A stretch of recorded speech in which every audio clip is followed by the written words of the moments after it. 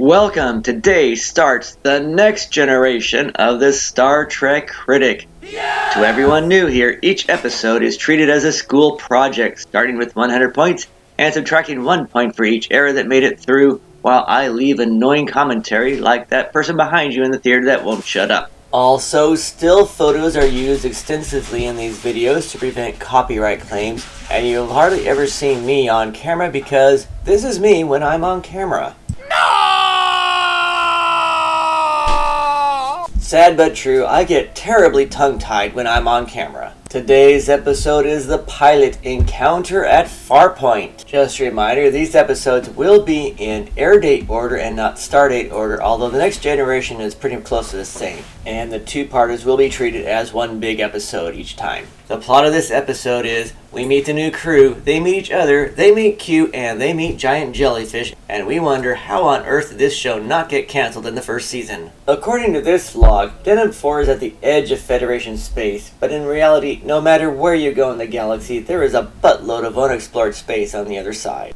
Look closely, this is the only time where you see Captain Picard get a salute nod. And there's the second time. Of course, Picard didn't come down to check out engineering, he just wanted to ride the elevator. The first point is lost for the captain's log, since he is talking down to the audience, telling them that this is the pilot episode. Look quickly, Data is flexing his fingers. I hope he is referring to the ship here. But seriously, he should already know the ship inside and out. Minus 1 point for Deanna Troi having a horrible first line. It makes it look like a ditz. Minus 1 point for Data not knowing what the word snoop means. He is 22 years old after all. It's a plot device just so he can ramble. And most important of all, androids should not be cold, should they? Deanna Troi is sensing a powerful mind. Seriously, her lines really make her look like a ditz. Worf and Tasha fiddle with fake panels while the Enterprise gets enveloped in what looks like a modern version of the Tholian web. Did he say this to Data or the film crew? This is Worf's first line. It's always great to get a screenshot when they're making a weird face. The next point is lost for having Q in the pilot.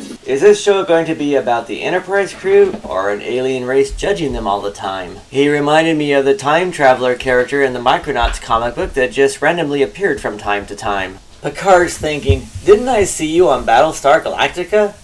Even if there are two of you, you are intruders into an airspace which is under the protection of the People's Nationalist Force. Lieutenant Torres defends the ship while the two security officers just stand there and do nothing, so minus 1 point. Minus 1 point for a captain's log reminding everyone what happened before the commercial break in case they forgot. Minus 1 point for Q's uniform, it's not right. He's portraying a captain in the Army, but a captain in the Navy is a colonel in the Army, so they're not equal rank. Minus 1 point for Picard calling patriotism nonsense. Minus 1 point for calling an Army uniform a costume while he is wearing bright red pajamas. His speech is the same as Klaatu's in the movie When the Earth Stood Still. This will never happen since the British tried it. I've seen the video. They let some soldiers try to put up a tent while on cocaine, and nothing got accomplished. They were really happy though.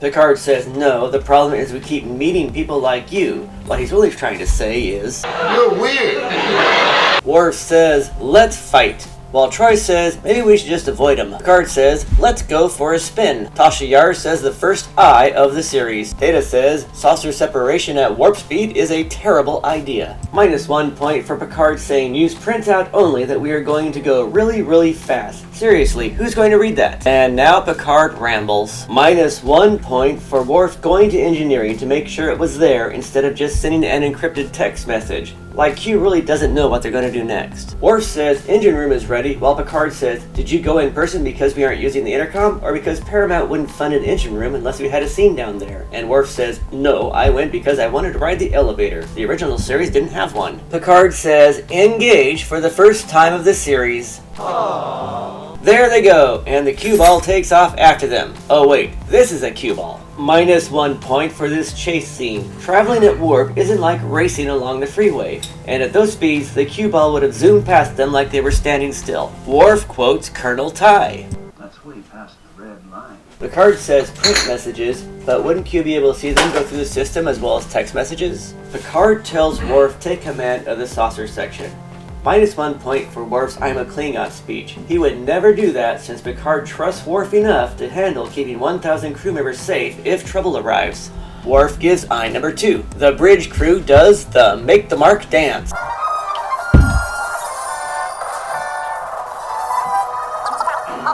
The stardate hasn't changed in an hour, so minus 1 point.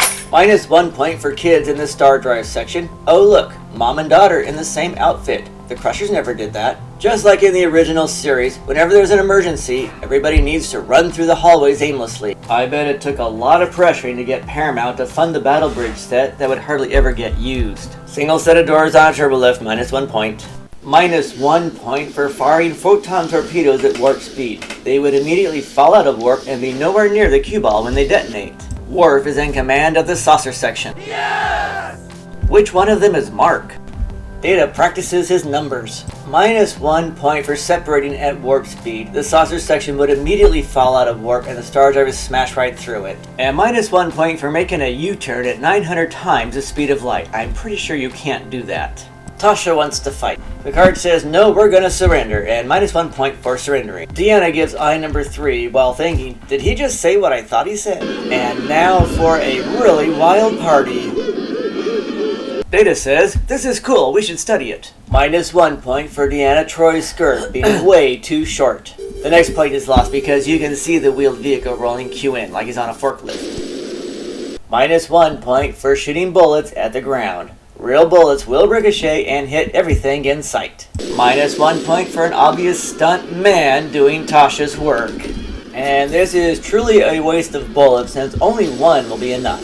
Q says that this fair trial will be equitable, but in today's world, equitable means they're screwed. Data and Q argue over what year it is. Q wants them to apologize for being human. Where have I heard this before? Data says that's just woke liberal racist crap, so don't try that shit with us. Of course, Star Trek is very vague about Earth history between now and then. Minus 1 point for Tasha's constant outbursts. Security officers are much more level-headed. And now Tasha's frozen. Q and Picard go at it. So sometime in the future, the court system will be worse than it already is. Picard calls out Q on his BS. Tasha's like, what are y'all worried about? Those are fake bullets. Picard gives in to the mob. Data impersonates Captain Picard. He does that in Star Trek conventions now too, doesn't he? Picard plea bargains by saying humans have changed, test us now, and Q says, alright, but I doubt if you can even handle giant jellyfish. The next point is lost, since the con officer seems to have no idea they disappeared, or why he's on the battle bridge. Riker's log has the same stardate, so minus 1 point. And why didn't the Hood investigate Farpoint? Minus 1 more point. Riker visits Groppler Zorn and asks why the windows look like they came from a Klingon bird of prey in Star Trek 3, and where did you get that wonderful desk? The desk is a replica of Uday Hussein's desk. I saw a picture in Newsweek. Deneb 4 has abundant geothermal energy, which means this planet is ripe for an invasion from Green New Deal activists. And fruit magically appears on the table, so it is a vegan's dream as well. Look quick, there's a model of Farpoint Station in the background. Riker meets Dr. Crusher in the mall. I don't think this is the first time. How long have they been on Farpoint Station? They all arrived on the Hood together, didn't they? Riker suggests they snoop around the station together for more information, but Crusher says, you just want to kiss the new boss's ass before he gets here. But I'm a doctor and don't need to do any ass kissing to move up in command. Gates McFadden complained that the show is rather sexist.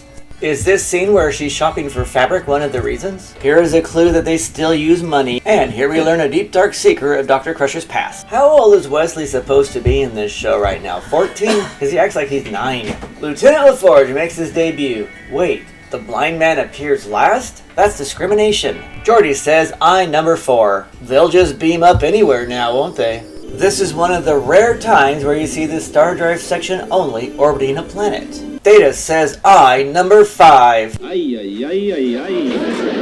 Riker reports in and Picard says, check out my favorite TV show. Riker says, oh, you like watching Star Trek too. Captain Picard is now thinking, I'm gonna mess with a new first officer and have him put the ship back together by hand. Riker also does a little salute bow here, but I didn't record it. Data asks if he will be doing it manually. That's what she said. Oh, no. This would also work as another That's What She Said comment. But really, they're using automation to reconnect anyways. It's not all manual. Picard's now gone from the battle bridge to the battle bridge office to the conference room. And it turns out he likes to shop at Target. This is where you learn Riker likes to flip out about the captain's safety and Picard is afraid of kids. Riker says I number 6 and gives a goofy grin, making him look like Patsy Weber.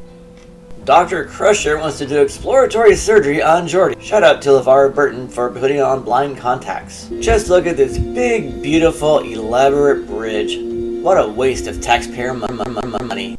-1 point for Riker not contacting Data on his communicator. Worf considers the Admiral a remarkable man. After all, his grandfather represented him in Klingon court. Now we get to see Dr. McCoy one last time. Aww. This is a nice, sweet passing of the torch crossover. But did he ever meet Dr. Crusher on the ship? And according to this, it means Dr. McCoy was born in the year 2227. McCoy says Vulcans are annoying, and Data says, yes sir, that's why they're only background characters on this show, and I get to be the annoying one this time. Well, this is a new ship, but she's got the right name. Now, you remember that, you hear? I will, sir. You treat her like a lady, and she'll always bring you home. This is a much more emotional moment now that he's gone, and it implies that he's the last one. The hood looks a lot like the Excelsior. I hope they really aren't that close together in space. They're gonna bump into each other. Q is seriously annoying, and if I was Worf, I would have fired. Picard says, this looks like a good time to make a cool comment and split the show into 2 parts. But we're just going to mow through and take another point because point 1 on the star date is way less than 11 hours. This is the first time we see Livingston the fish. They have no idea what's going on the surface. -1 point for this horribly cheesy reunion of Troy and Riker. Riker, of course, is thinking, we broke up because I thought you were going to be a Deltan like Ialea and a total horn dog. And Troy is thinking, didn't Decker and Ialea combine with a machine? Doesn't that make them Borgs now? And Picard has no clue what's going on right now, does he? How does Grumpler Zorn know that she's a Betazoid? And -1 point here, since Starfleet officer is not a species. She could be half Horta for all we know. Yeah, he's full of it. How does she not know he's lying? All the Bandy wants is Federation money. My guess is that the jellyfish's pain and loneliness is so strong that Troy isn't able to filter it out and realize Zorn is a crook. Otherwise, I would take a point for Troy not being onto him. This is one of the rare times in the Next Generation where you see the commander and first officer off the ship at the same time. It would be an interesting twist if the Ferengi were actually cannibals, but they weren't. 1 more point lost because Commander Riker still can't call Data on his communicator. The sole purpose of this scene is to show off this brand new touchscreen. And now the ensign checks out Commander Riker. Yes! He's like, hey, was she just checking me out? The computer says the hatchway on your right. However, Commander Riker goes to the left, so -1 point. -1 point for Data being on the holodeck to begin with. Since Riker and Picard were both on the surface, he should have been on the bridge. -1 point for Riker thinking Data's rank is honorary after looking up his record, and his graduating class is wrong since the year is 2364. -1 point for Data wanting to be human. It just doesn't fit in with his psyche. It's just a way for Riker to call him Pinocchio, and then Data's wondering, does he really think I'm made out of wood? And Data's lipstick isn't quite right in this show, so -1 point. Here's a question. Should the rock bounce off the wall or turn into a projection on the wall? Leave comments below. Now the trees call Commander Riker. What kind of a program is this? Here is the loose rock. Look closely, that rock is not loose, so -1 point. -1 point for a Data double. And just how deep is holographic water? See, Data's lips are different here, and holographic water can't leave the holodeck, so -1 point. And now he's gonna bug his mom to go to the bridge. Shouldn't he be in school? This is a time when Dr. Crusher mentions Picard does not have a family. Makes you wonder. That's what she said. Troy wants to go into the caverns with Riker, but he's thinking, hell no, she's gonna get me on some misconduct charge. I'm not going down there with her. Just look at the excitement in her face as she goes with Geordi and Tasha instead. Data uses a contraction, so -1 point. Troy is a closed-minded telepath. -1 point for Troy's reaction. She would fit perfectly in today's world of woke activists who freak out more than the actual victim. Thankfully, they toned her character down to only reading emotions instead of experiencing them as well. For some reason, they think it's the first and third basemen. Hey, who's that second? Who's on third? I don't know. He's third base. -1 point since you can see the edge of the set here. This is the first time Riker says, what the hell? Then he asks a blind man, what does he see? That's rude. Now Captain Picard says, what the hell? -1 point for Picard not knowing his own chief medical officer, or that she would bring her son. Did he even know there was a medical admiral on board? And with a proper introduction, he would have been more than happy to let Wesley look at the bridge. And Wesley gets to say, I know this ship better than you. Here comes the other giant jellyfish. -1 point. Here, Picard would know what a Ferengi ship looks like. Have these creatures ever been given some type of name? The ship starts to fire, but it's only on the old Bandy City, so that's okay. Here's a good example of why Gates McFadden said the show was sexist. Tasha, the security guard, says this. Then Deanna says this. Then Riker beams up the security chief. He sends the girls back to the ship, but the expendable android can stay behind. Makes you wonder, well, I got bad news for you, Groppler Zone. This was all your fault. Captain Picard wants to do an old-fashioned cowboy diplomacy kidnapping.